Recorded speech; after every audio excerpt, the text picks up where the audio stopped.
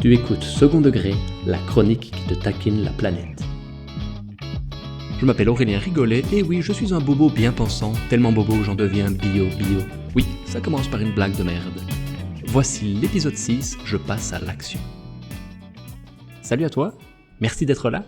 Aujourd'hui je te parle d'agir, de mettre la main à la pâte. Je pense qu'on comprend pas mal tous que ça serait quand même mieux si on pouvait éviter de dézinguer la planète, histoire de garder 2-3 bouts de terre habitables. À part Elon Musk, ça excite pas grand monde, vivre sur Mars. Non, on a tous un moment où on se dit qu'on aimerait quand même faire quelque chose pour la planète, un petit quelque chose. Et moi aussi je voudrais agir, genre contribuer au combat. Fait que je me suis demandé, qu'est-ce que je peux faire moi, Aurélien Rigolet, chétif intello pas très courageux, pour la lutte environnementale? Tu sais, si je veux aller plus loin que fermer la lumière, abonner le papier toilette et manger des navets tout l'hiver, non, vraiment lutter, genre mourir en martyr pour la Pachamama? D'abord, je me suis dit, tiens, je pourrais devenir un scientifique. Tu vois, de ceux qui dévouent leur vie à l'étude du climat, qui passent une moitié de l'année enfermés dans une station polaire, puis l'autre moitié à ausculter des glaçons. Toute la journée, ils font des recherches tellement compliquées qu'il y a 3 personnes sur Terre qui les comprennent, puis nous, de temps en temps, on les résume en 3 mots, la banquise fond. Ouais, je m'imaginais climatologue. Je me voyais déjà aller interviewer des mamans ours polaires pour obtenir leurs témoignages larmoyants, expliquer c'est quoi un glacier dans C'est pas sorcier, faire une découverte de génie comme « on n'a qu'une seule planète », les abeilles c'est utile, la croissance infinie dans un monde fini, ça marche pas. Mais c'est pas si facile de devenir scientifique, et j'ai échoué. Moi je pensais que j'étais sur la bonne voie avec mon exposé sur le cycle de l'eau en 4e primaire, mais c'est pas parce que t'as eu une gommette verte à 10 ans que tu peux devenir climatologue à 28. Faut être capable de se concentrer plus de 10 minutes d'affilée, j'étais clairement pas à la hauteur. J'ai donc cherché un plan B.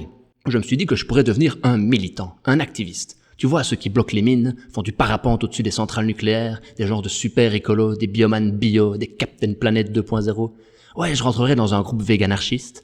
Déguisé en légumes, j'irais taguer des slogans chocs partout dans la ville, du genre une vache pinue qui dit « Mes tétons, mon lait », un poulet qui hurle « Je suis pané libre », voire même un thon qui pleure « Mort pour tes péchés ». Je retrouvais ma gang de véganes enragés pour aller insulter les clients à la sortie de la boucherie. « Assassins, génocidaires bovins, vous les avez comptés les pets de vache !» Puis le week-end, j'irais radicaliser des jeunes hipsters en glissant des tracts dans leur panier bio. Je ferais des vidéos de prêche enflammées sur la suprématie du chou kale. J'irais même jusqu'à commettre un attentat à la côtelette piégée. Bam! Un égratigné chez Intermarché. Ouais, ça serait choc, mais ça prend des couilles ou des ovaires. Faut quand même un minimum d'instinct de gangster. Et moi, en vrai, le plus grand acte de banditisme à mon actif, c'est traverser au rouge. Quand ado je faisais des conneries avec mes potes, j'étais même pas celui qui montait la garde. Non, j'étais celui qui nous dénonçait.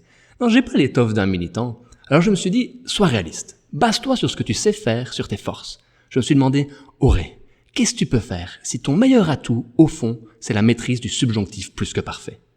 Fait que c'est ça, j'écris des éco-chroniques. Ouais, c'est pas gagné, hein. Heureusement qu'il y en a, des Greta. Et toujours ce bon mot de la fin, si t'as aimé, like, partage, laisse un bisou cœur ou écris-moi un poème. Si t'as pas aimé, ça me rend très très triste. Merci de m'avoir écouté et à la semaine prochaine.